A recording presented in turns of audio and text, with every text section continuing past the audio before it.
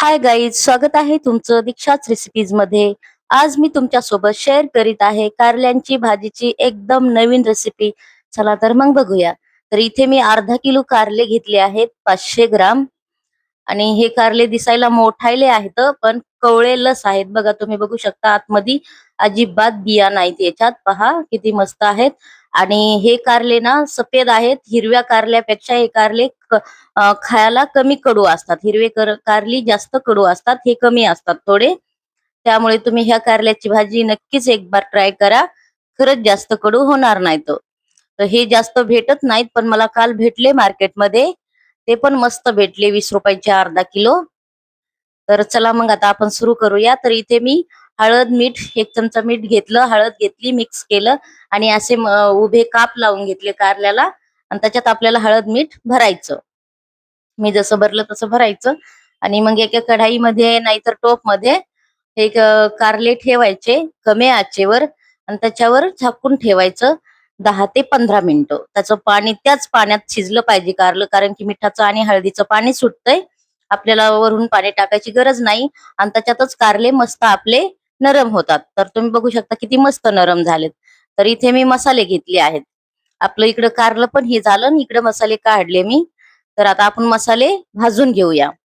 तर मसाल्यामध्ये मी मोहरी घेतली, अख्खा धनिया घेतला, 2-4 काळी मिरी घेतली, मेथीचे दाणे घेतले 2-4, जिरा घेतला, बडीशेप घेतली.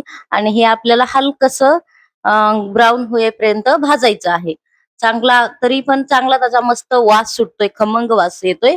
तोपर्यंत हे मसाले आपल्याला मस्त हलक्या आचेवर भाजून घ्यायचे. आणि ती 2-4 मी ढोबळी मिरची घेतली आहे. ही मिरची तिखट नसते, पण थोडीफार असते चवदार. आणि मोहरी पण आपल्याला मस्त भाजून घ्यायची आहे. ती बघा कशी तडतड तडतड करते, तसं तिला तडतड उडेपर्यंत भाजायचं. मिरची पण तशीच आपल्याला हलकीशी भाजून घ्यायची आहे. तर हा मसाला मस्त हलका हलका लाल होईपर्यंत भाजायचा. म्हणजे त्याचा पण मस्त एक आपण खाराला कसा हेच मसाला यूज करतो, तेच मसाला आहे.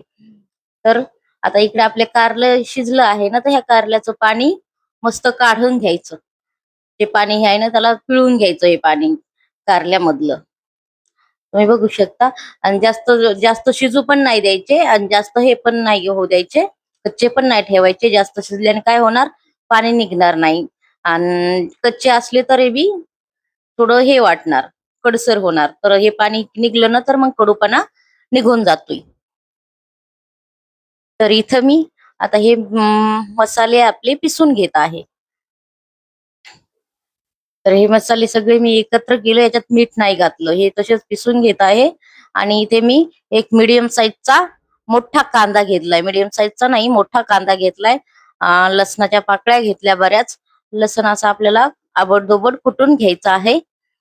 कांदा तर होईपर्यंत इकडे आपलं लसूण कुटून निघतोय. तर तुम्ही बघू शकता कांदा पण मस्त हलका ब्राऊन होईपर्यंत भाजायचा. बघा, मग थोडा लसण पण भाजून घ्यायचा. लसणाला जास्त नाही भाजायचं, थोडं काहीतरी खालीवरी करायचं. आणि मग लसण खालीवरी झाला, थोडासा लसणाचा कलर चेंज झाला, मस्त वास यायला लागला, की मग ते कारले आपण हे करून पाणी काढलेले कारले टाकून द्यायचे. हा, थोडस मीठ पण घाला, थोडीशी हळद घाला, कारण की कांद्याचा लसणाचा कलर थोडा चेंज झाला पाहिजे. तर हळद मीठ घातली, थोडस खालीवरी केलं.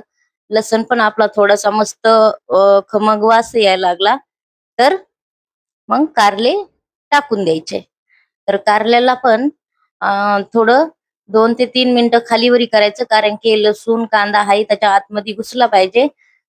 म्हणजे आपल्याला हे तोडूनच घ्यायचंय, सगळं मिक्सच करून घ्यायचं. एकदम अंड्याच्या चटणी सारखं दिसतंय हे कारलं. आणि खायला तर खरंच खरंच खूपच चवदार लागते, कारण की याच्यात कडूपणा अजिबात राहिला नाही. तर बघू शकता, त्याला थोडं भाजू द्यायचं, आधीच नाही तोडायचं. ते फिरवता फिरवता तुटून जातंय. पण असं थोडं त्याला भाजू द्यायचं तेलामध्ये. हे पण मिक्स होतंय. आणि मग मस्त भाजत आलं त्याला, त्याचा पण असा मस्त तेलामध्ये कलर चेंज होऊ द्यायचा.